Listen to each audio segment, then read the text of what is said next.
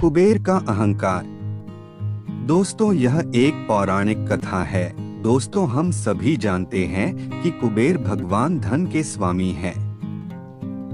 एक दिन कुबेर भगवान को अपनी धन संपत्ति पर अहंकार आ गया। उन्होंने सोचा कि हमारे पास इतनी संपत्ति है, लेकिन कम ही लोगों को इसकी जानकारी है। इसलिए उन्होंने अपनी संपत्ति का प्रदर्शन करने के लिए एक भव्य भोज का आयोजन करने की बात सोची। उसने तीनों लोकों के सभी देवताओं को आमंत्रित किया।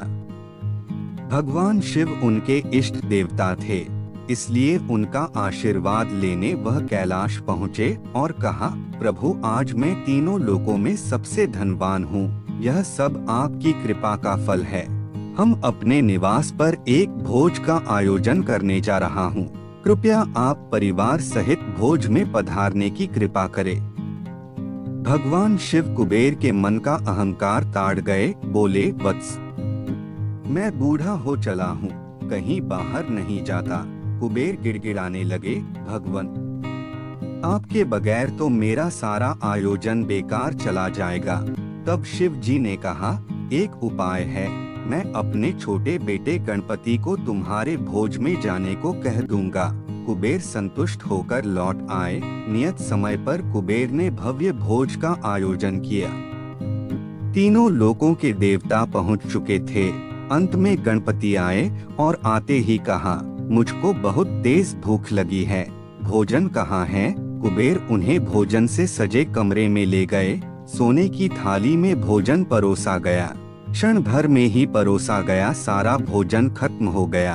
दोबारा खाना परोसा गया, उसे भी खा गए। बार बार खाना परोसा जाता और क्षण भर में गणेश जी उसे चट कर जाते।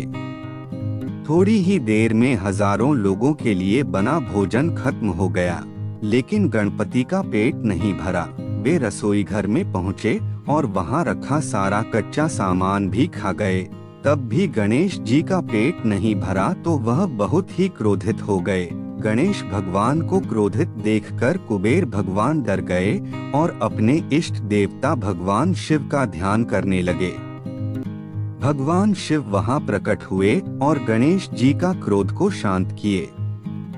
तब गणपति ने कुबेर से कहा, जब तुम्हारे पास मुझे खिलाने के लिए कुछ था ही नहीं तो तुमने मुझे न्योता क्यों दिया?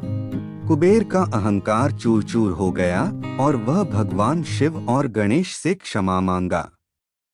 दोस्तों, इस कहानी से हमें यह सीख मिलती है कि हमें अपने धन संपत्ति पर अहंकार नहीं करना चाहिए। दोस्तों, कहानी अच्छी लगी हो तो प्लीज लाइक और सब्सक्राइब कर दें।